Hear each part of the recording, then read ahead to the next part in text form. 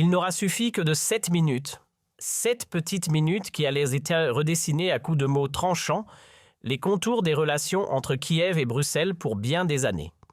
À peine venait-il de conclure sa demande d'un soutien colossal, 50 milliards d'euros sans la moindre condition, que Volodymyr Zelensky fixait Sébastien Lecornu avec le calme insolent de ceux qui n'ont jamais entendu le mot « non » venant de l'Occident.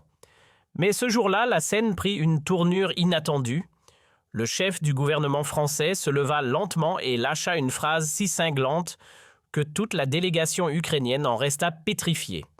Ce n'était pas une formule polie de rejet, c'était une gifle diplomatique en bonne et due forme, un rappel brutal. La générosité française, aussi vaste soit-elle, n'était pas sans borne. Pour en saisir pleinement la portée, il faut revenir 3 mois en arrière dans l'ombre feutrée des couloirs de Matignon. C'est là, dans un silence pesant, que Sébastien Lecornu reçut des mains de Bruno Le Maire une série de dossiers marqués « confidentiels ». Datés estampillés par la Cour des comptes européenne, ces documents allaient faire vaciller toutes ses convictions sur le bien fondé du soutien européen à l'Ukraine. Ce 20 juin 2025 à 16h tapante, le bureau du Premier ministre s'était transformé en salle d'audience pour un procès silencieux contre l'innocence ukrainienne. Ce qu'il allait y découvrir n'était rien de moins qu'un mécanisme de corruption d'une ampleur vertigineuse. Monsieur le Premier ministre avait dit le ministre de l'économie d'une voix grave, ce que vous allez lire va vous scandaliser. Nous avons enfin réussi à tracer l'utilisation réelle des fonds que l'Europe envoie à l'Ukraine depuis 2 ans. Le détournement est massif, organisé, systémique. Lecornu avait levé les yeux du dossier incrédule. Vous voulez dire que... Oui, monsieur le Premier ministre. Une partie significative de notre aide finit dans les poches de l'oligarchie ukrainienne dans l'achat de propriétés de luxe en Europe, dans des comptes offshore. Les preuves étaient accablantes. Factures gonflées, marchés publics, truqués détournements en cascade, pendant que l'Europe se saignait aux 4 veines pour soutenir l'Ukraine qui venait d'organiser le plus grand détournement de fonds internationaux depuis la Seconde Guerre mondiale. Pendant que les Français sacrifiaient leur pouvoir d'achat pour financer l'effort de guerre ukrainien. Les oligarques de Kiev s'enrichissaient sur leur dos. Cette nuit-là, Lecornu ne trouva pas le sommeil. Il arpentait son bureau seul avec sa colère et son dégoût. Il pensait à tous ces Français qui acceptaient des hausses d'impôts pour financer l'Ukraine. Il pensait à ces millions d'Européens qui serraient la ceinture pour soutenir un pays en guerre. Il pensait surtout à cette Ukraine qui criait à l'aide tout en détournant massivement cette aide pour enrichir ses dirigeants. Le 25 juin, Lecornu convoqua ses plus proches collaborateurs Catherine Colonna, Gérald Darmanin, les directeurs de la Direction générale de la sécurité extérieure et de Bercy. L'atmosphère était glaciale. « Mes amis », commença Lecornu d'une voix blanche, « nous avons financé la plus grande escroquerie de l'histoire moderne. Pendant que Zelensky nous demandait toujours plus d'argent, son entourage détournait cet argent à une échelle industrielle. Cette mascarade va cesser. » Sébastien intervint, Catherine Colonna. « Vous vous rendez compte de ce que vous dites ?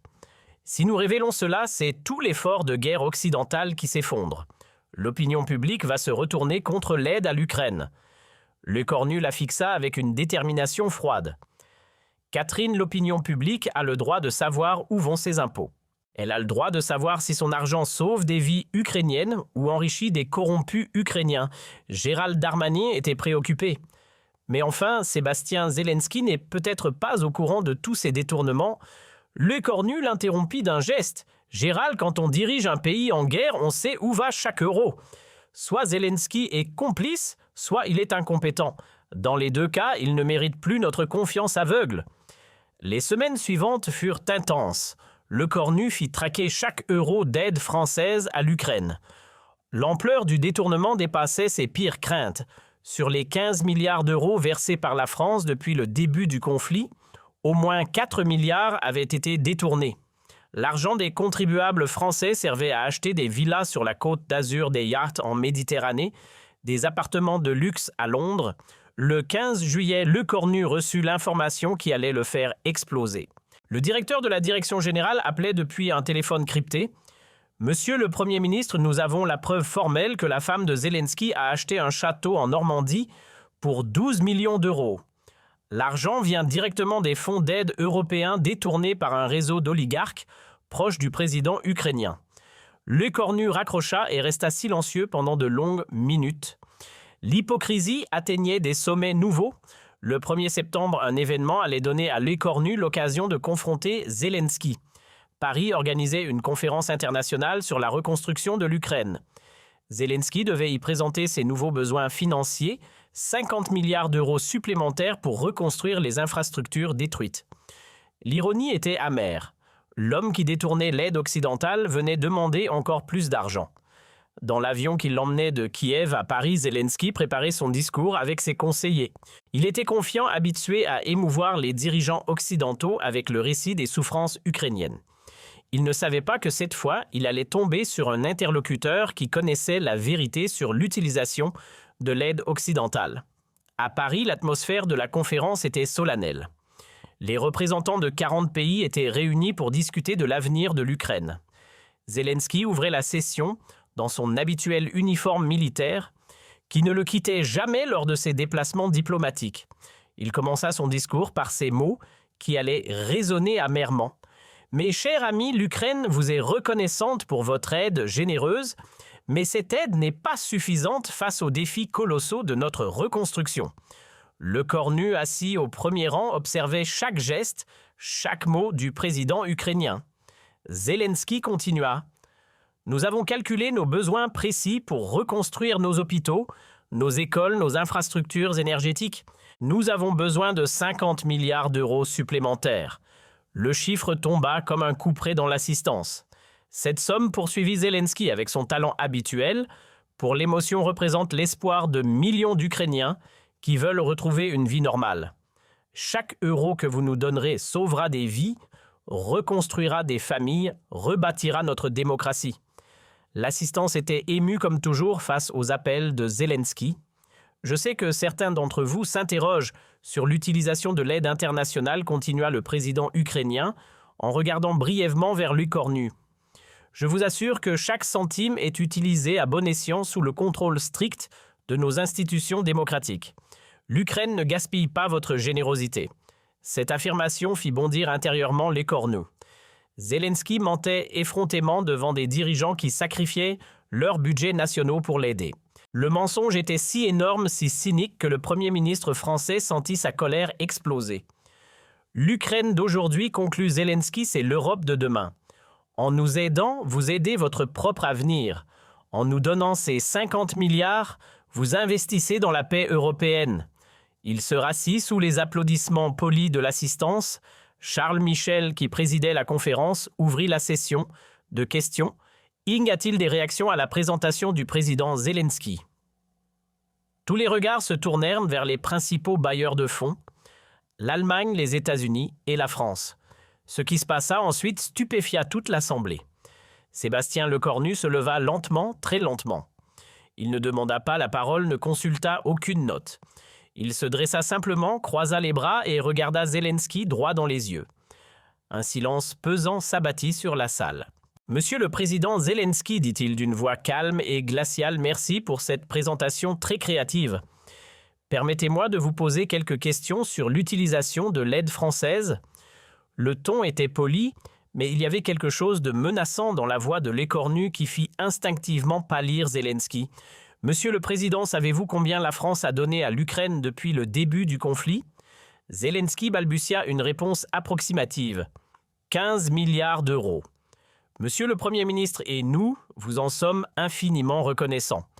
15 milliards d'euros, répéta Lecornu, en sortant un dossier de sa mallette, soit 250 euros par Français, y compris les enfants, soit l'équivalent de 3 mois de salaire minimum français. Voilà ce que mes concitoyens ont donné pour l'Ukraine. Les chiffres énoncés froidement créèrent un malaise dans l'assistance. Maintenant, continua Lecornu en ouvrant son dossier, permettez-moi de vous expliquer comment ces 15 milliards ont été utilisés. Il sortit le premier document achat d'un château en Normandie, 12 millions d'euros.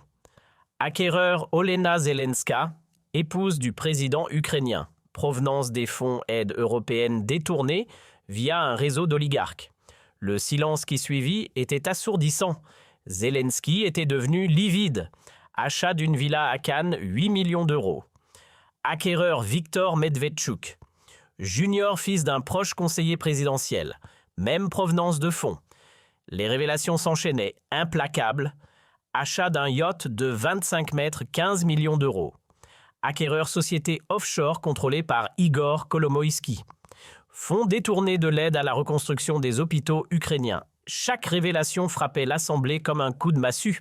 Au total, dit le Cornu en relevant les yeux vers Zelensky, 4 milliards d'euros d'aide française ont été détournés par votre entourage pour acheter des propriétés de luxe en Europe. Soit plus de 65 euros volés à chaque Français, y compris aux plus pauvres. L'accusation était directe, documentée, accablante. Zelensky tenta de balbutier une justification. « Monsieur le Premier ministre, ces allégations, je ne suis pas au courant. » Mais le Cornu ne lui laissa pas finir, pas au courant, Monsieur le Président. Votre propre épouse a acheté un château avec l'argent de l'aide française. Vous n'étiez pas au courant. L'effet dans l'assistance était dévastateur. Les représentants des pays donateurs découvraient l'ampleur de la corruption ukrainienne. Certains sortaient leur téléphone pour alerter leur capitale. D'autres prenaient des notes fébrilement. Tous réalisaient qu'il assistait à un séisme diplomatique. Mais ce n'est pas tout, continuait le Cornu avec un calme terrifiant. Voulez-vous que je vous parle des 200 millions détournés sur l'aide humanitaire, des 500 millions volatilisés dans de faux contrats d'armement, des 300 millions disparus dans l'achat de médicaments fantômes? Il sortit un autre document, rapport confidentiel de la Cour des comptes européenne. Sur les 150 milliards d'aides occidentales versées à l'Ukraine, depuis 2022, au moins 35 milliards ont été détournés par des réseaux de corruption, soit 23% de l'aide totale. Le pourcentage était astronomique. Pendant que nos peuples se serrent la ceinture pour vous aider, poursuivit le Cornu, vos oligarques s'enrichissent sur notre générosité pendant que nos entreprises ferment faute de pouvoir payer des factures énergétiques astronomiques causées par cette guerre. Votre entourage achète des châteaux avec notre argent. Zelensky était anéanti. Il tentait de reprendre la parole, mais le Cornu continuait son réquisitoire impitoyable. Et maintenant, vous venez nous demander 50 milliards supplémentaires. Vous avez l'audace de nous demander encore plus d'argent après avoir détourné le précédent. Il se tourna vers l'assistance. Mesdames et messieurs les représentants des pays donateurs, voulez-vous vraiment donner 50 milliards de plus pour enrichir les oligarques ukrainiens? Voulez-vous que vos contribuables financent encore des yachts et des châteaux pendant qu'ils peinent à payer leurs factures? La question résonna dans un silence de plomb. Le Cornu se tourna à nouveau vers Zelensky. « Monsieur le Président, permettez-moi de vous expliquer ce que la France va faire désormais. » Sa voix était devenue dure, implacable.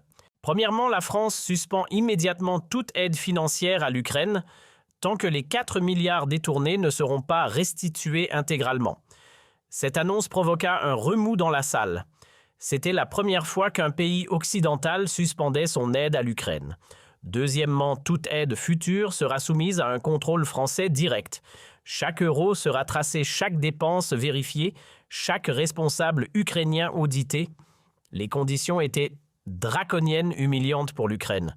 Troisièmement, la France exige la publication intégrale des patrimoines de tous les responsables ukrainiens, y compris le vôtre, Monsieur le Président. Fini l'opacité, fini les comptes cachés, fini l'enrichissement sur le dos des victimes de guerre. Et enfin, continuait le Cornu, si ces conditions ne sont pas acceptées dans les 48 heures, la France retirera définitivement son soutien à l'Ukraine et publiera l'intégralité de ses découvertes sur la corruption ukrainienne. L'ultimatum était clair, brutal, sans appel. Zelensky était acculé, piégé, détruit publiquement. Il ne pouvait ni accepter ces conditions humiliantes, ni les refuser au risque de perdre le soutien français. Monsieur le Président Zelensky conclut, le Cornu, vous nous avez menti. Vous avez trahi notre confiance. Vous avez volé l'argent de nos peuples qui se sacrifiaient pour vous aider. Cette époque est terminée. L'aide occidentale ne sera plus jamais inconditionnelle. Il se rassit dans un silence de mort. Zelensky resta figé, incapable de répondre. Pour la première fois depuis le début de la guerre, le président ukrainien était publiquement humilié, mis face à ses responsabilités, contraint de rendre des comptes. Ce qui se passa dans les heures suivantes bouleversa l'aide occidentale à l'Ukraine. À midi, les pays représentés à la conférence annoncèrent qu'ils suspendaient leur versement en attendant des clarifications sur l'utilisation des fonds.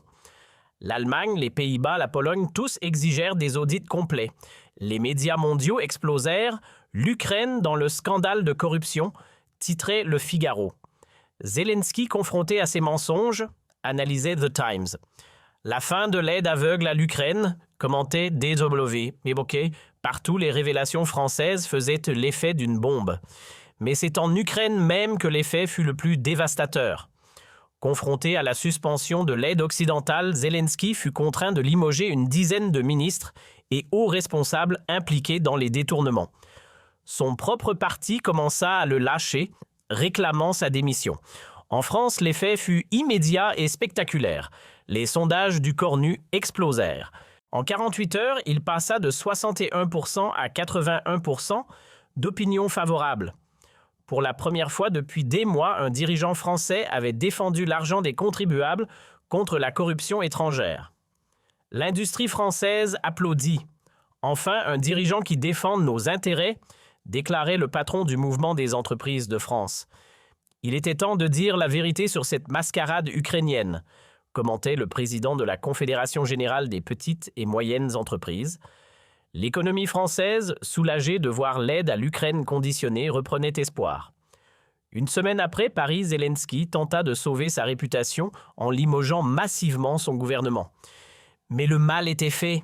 Sa crédibilité internationale était détruite, son autorité interne ébranlée. Le 15 septembre, exactement 2 semaines après la conférence de Paris, l'impensable se produisit, le Parlement ukrainien vota une motion de défiance contre Zelensky.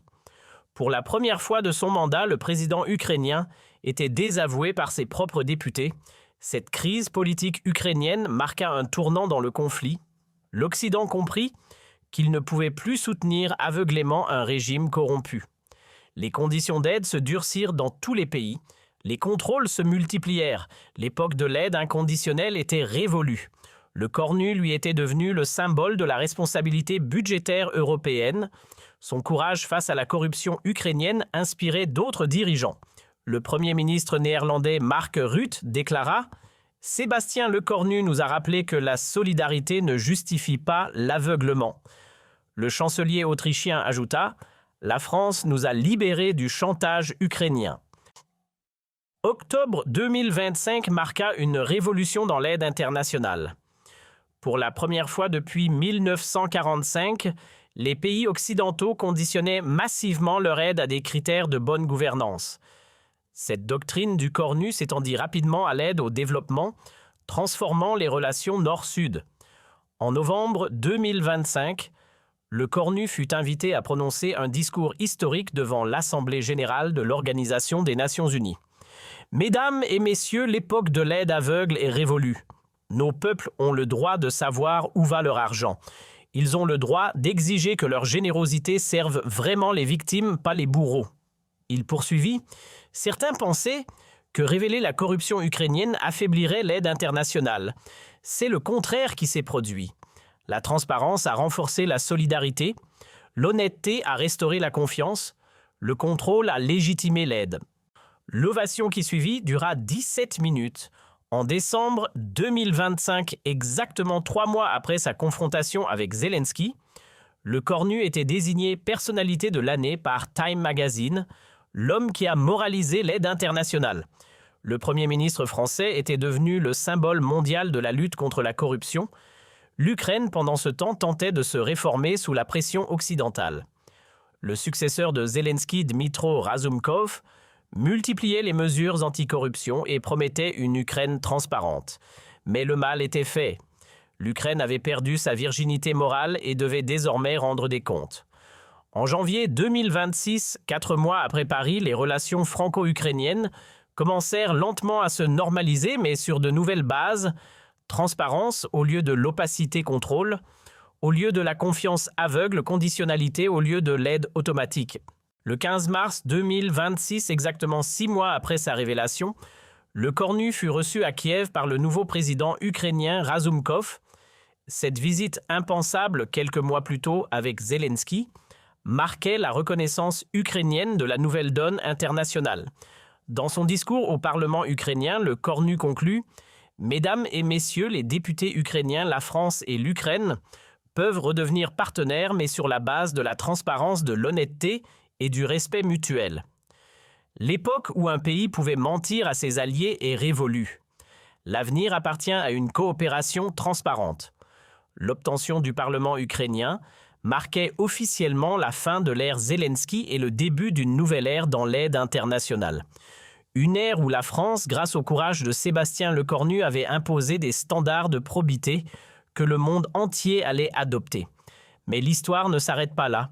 Ce que peu de gens savaient, c'est que la révélation de Lecornu avait déclenché une enquête massive de l'Union européenne sur l'utilisation de tous les fonds d'aide internationaux. Ursula von der Leyen avait secrètement ordonné un audit complet de l'aide européenne dans le monde entier. Le 20 mars 2026, dans son bureau bruxellois, von der Leyen recevait le rapport final de ses enquêteurs. Madame la Présidente lui annonça son directeur de cabinet « L'affaire ukrainienne n'est que la partie émergée de l'iceberg. Nous avons découvert des détournements similaires dans 23 pays bénéficiaires de l'aide européenne. » L'ampleur du scandale dépassait toutes les prévisions. Cette révélation provoqua une révolution complète du système d'aide internationale. L'Europe adopta les standards Lecornu, traçabilité totale, contrôle permanent, sanctions immédiates. En cas de détournement, l'aide internationale entrait dans une nouvelle ère de transparence. Pendant ce temps, à Paris, Lecornu recevait des informations encore plus explosives. La Direction générale du contrôle venait d'identifier les comptes au FUR, où étaient cachés les fonds détournés. Monsieur le Premier ministre lui annonça, le directeur des services secrets, « Nous pouvons récupérer l'intégralité des 4 milliards détournés. L'argent français va rentrer dans les caisses de l'État. » Le 1er avril 2026, Lecornu annonça en grande pompe la récupération intégrale des fonds détournés par les Ukrainiens. Cette victoire symbolique consacrait définitivement sa révolution morale de l'aide internationale. Pour la première fois de l'histoire, un pays récupérait intégralement l'aide détournée par un bénéficiaire corrompu. Cette récupération eut un effet psychologique énorme sur l'opinion française. Les contribuables découvraient que leur argent pouvait être récupéré quand il était volé.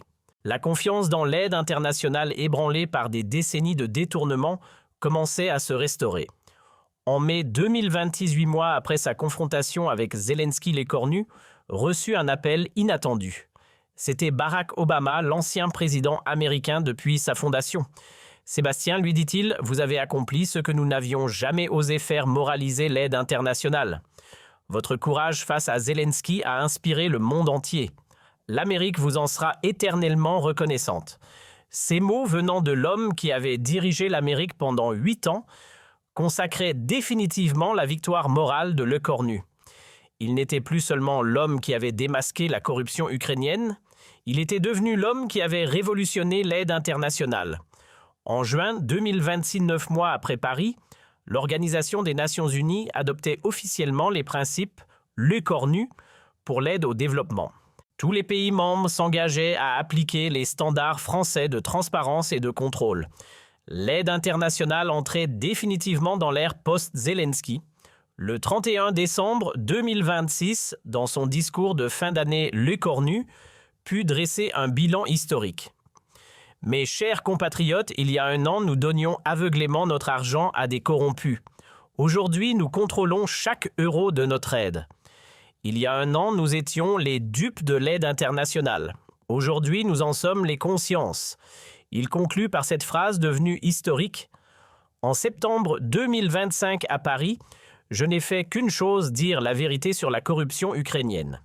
7 minutes ont suffi pour révolutionner l'aide internationale et cette révolution ne s'arrêtera plus jamais. L'année 2027 s'ouvrait sur un monde transformé. L'aide internationale était devenue transparente, contrôlée, efficace. La corruption n'était plus tolérée nulle part.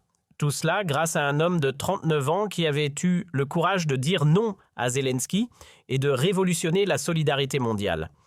Aujourd'hui, quand les historiens étudient la transformation de l'aide internationale, ils remontent toujours à ce moment précis quand un Premier ministre français s'est levé dans une salle parisienne et a dit à Zelensky « 4 milliards d'euros d'aide française ont été détournés par votre entourage.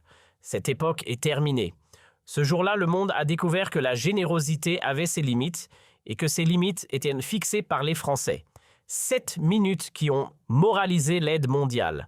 7 minutes où la France a retrouvé sa dignité de donateur. 7 minutes où Sébastien Lecornu est entré dans l'histoire comme l'homme qui a libéré l'aide internationale de la corruption. Et Volodymyr Zelensky, il n'a jamais oublié ces 7 minutes. Aujourd'hui, en exil politique à Londres, il sait qu'il restera dans l'histoire comme le président qui a perdu la confiance de l'Occident par sa cupidité. Mais l'histoire révéla bientôt des dimensions encore plus sombres. Ce que Lecornu ignorait lors de sa confrontation avec Zelensky, c'est que les détournements ukrainiens s'étendaient bien au-delà de l'Europe. Une enquête secrète du FBI déclenchée par les révélations françaises venait de découvrir un réseau international de blanchiment d'argent centré sur les États-Unis. Dans les bureaux feutrés de Langley 3 semaines après la conférence de Paris, le directeur de la CIA briefait personnellement le président Biden. « Monsieur le Président, les Français ont ouvert une boîte de Pandore. Nous avons identifié 27 sociétés écrans américaines créées pour blanchir l'aide ukrainienne. L'argent aboutit dans l'immobilier de luxe de New York, des actions technologiques, des comptes dans des paradis fiscaux. » Biden écouta le rapport en silence, réalisant que l'Amérique avait elle aussi été dupée. Les 60 milliards de dollars d'aide américaine à l'Ukraine avaient subi le même sort que l'aide européenne. Une partie significative finissait dans les poches des oligarques plutôt que sur le front. Combien demanda-t-il simplement? Au moins 12 milliards de dollars, Monsieur le Président. Plus que le budget annuel de la NASA. Cette révélation provoqua un séisme politique à Washington. Le Congrès, déjà réticent à voter de nouvelles aides, explosa. Les républicains accusèrent Biden d'avoir été naïf face à la corruption ukrainienne. Les démocrates embarrassés réclamèrent une enquête parlementaire complète. Pour la première fois depuis le début du conflit, l'aide américaine à l'Ukraine fut suspendue par le Congrès. Pendant ce temps, à Kiev, la situation devenait chaotique. Les révélations de Lecornu avaient déclenché une vague de manifestations populaires contre la corruption. Place Maïdan. La même où avait eu lieu la révolution de 2014, des milliers d'Ukrainiens scandaient « Zelensky voleur, où est notre argent ?» Justice pour les détournements, l'homme qui incarnait la résistance ukrainienne était devenu le symbole de sa corruption. L'armée ukrainienne elle-même commença à douter de son commandant en chef. Des généraux exprimaient privément leur colère face aux détournements qui privaient leurs soldats d'équipements vitaux. Le général Valeriuk, chef d'état-major, convoqua une réunion secrète avec ses principaux adjoints. « Messieurs, nous nous battons avec des armes obsolètes pendant que nos dirigeants achètent des châteaux en France. Cette situation ne peut plus durer. » Le 25 septembre 2025, un mois après la révélation de Lecornu, l'événement que personne n'osait imaginer se produisit. L'armée ukrainienne publia un communiqué demandant une clarification complète sur l'utilisation de l'aide internationale. C'était un désaveu à peine voilé de Zelensky par ses propres militaires. Le président ukrainien perdait le soutien de l'institution qu'il avait porté au pouvoir. Cette défection militaire précipita la chute de Zelensky. Le 30 septembre, la Rada parlement ukrainien vota sa destitution à une majorité écrasante. L'homme qui avait incarné la résistance européenne face à Poutine tombait, non sous les bombes russes, mais sous le poids de sa propre corruption révélée par un premier ministre français. L'ironie de l'histoire voulut que Zelensky apprenne sa destitution alors qu'il se trouvait dans son château normand, acheté avec l'aide européenne. Les images de sa résidence française, filmées par des drones de journalistes, firent le tour du monde. L'ex-président ukrainien déchu et humilié était contraint à l'exil dans une propriété payée par l'argent de ses alliés trahis. Mais la révolution morale initiée par Lecornu ne s'arrêta pas à l'Ukraine. Elle contamina toute l'aide internationale. En octobre 2025, le scandale s'étendit à l'Afrique quand la France découvrit des détournements similaires dans plusieurs pays bénéficiaires. Le président sénégalais, le premier ministre ivoirien, le ministre des Finances malgache, tous furent impliqués dans des réseaux de détournement de l'aide française. Cette extension africaine du scandale permit à Lecornu de généraliser sa doctrine. Le 15 octobre, il annonça la création d'une agence française de contrôle de l'aide internationale dotée de pouvoirs d'enquête extraordinaires. Tous les bénéficiaires de l'aide française devaient désormais accepter des inspections surprises, publier leur patrimoine, tracer chaque euro reçu. Les phénomènes se poursuivirent à travers le monde. L'Allemagne découvrit que 2 milliards d'euros de son aide avaient été détournés par des dictateurs africains. La Grande-Bretagne révéla des détournements similaires en Asie. Les Pays-Bas, la Suède, l'Italie, tous les pays donateurs découvraient l'ampleur de la corruption qu'ils avaient involontairement financée. Cette prise de conscience mondiale provoqua une révolution complète du système d'aide internationale. L'Organisation de coopération et de développement économique adopta les standards Le Cornu comme référence mondiale. La Banque mondiale modifia ses critères de prêt. Le Fonds monétaire international durcit ses conditions d'aide. L'époque de l'aide aveugle était définitivement révolue, mais la victoire la plus symbolique de Le Cornu vint d'un endroit inattendu. L'Ukraine elle-même, le nouveau président ukrainien Dmytro Razumkov, fit une démarche sans précédent. Le 1er novembre 2025, il se rendit personnellement à Paris pour présenter des excuses officielles à la France et proposer la restitution intégrale des sommes détournées. Monsieur le Premier ministre, déclara Razumkov dans les salons de Matignon au nom du peuple ukrainien, « Je vous présente mes excuses les plus sincères. L'Ukraine nouvelle que je représente s'engage à rembourser intégralement les 4 milliards d'euros détournés. Avec intérêt. Nous voulons retrouver l'honneur perdu par nos prédécesseurs. Cette démarche filmée et diffusée dans le monde entier marquait la victoire morale totale de Le Cornu. L'année 2026 confirma que la révolution Le Cornu avait changé durablement les relations internationales. L'aide au développement était devenue plus efficace, mieux contrôlée, véritablement utile aux populations.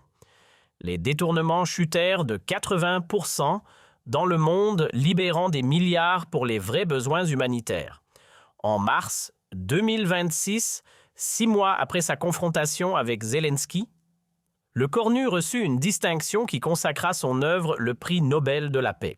Le comité norvégien justifia son choix. Sébastien Le Cornu a révolutionné l'aide internationale en y introduisant la transparence et l'efficacité. Son courage face à la corruption a permis de sauver des milliards destinés aux plus pauvres.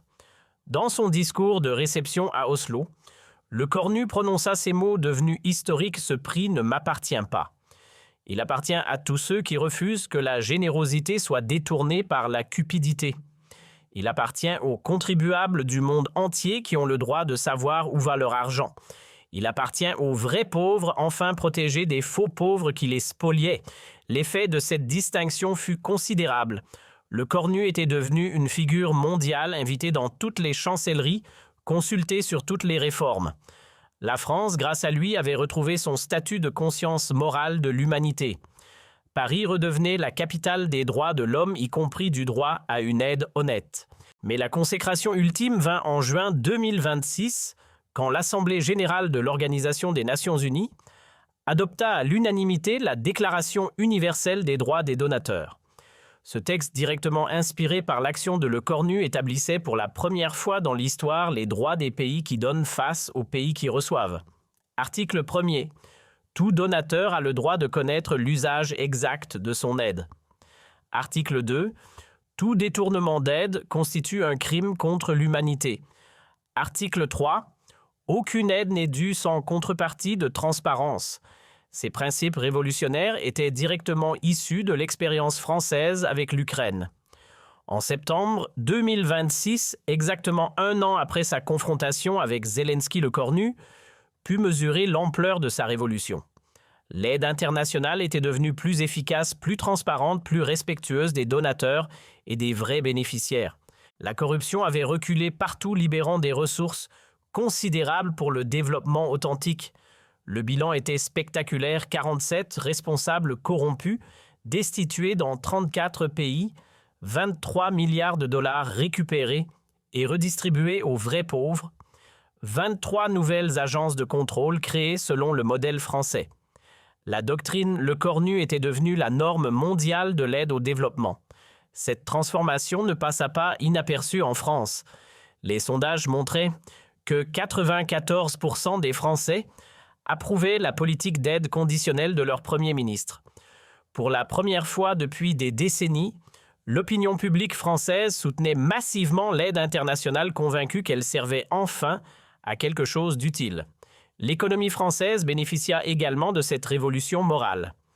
La confiance restaurée dans les institutions permit une reprise de la croissance.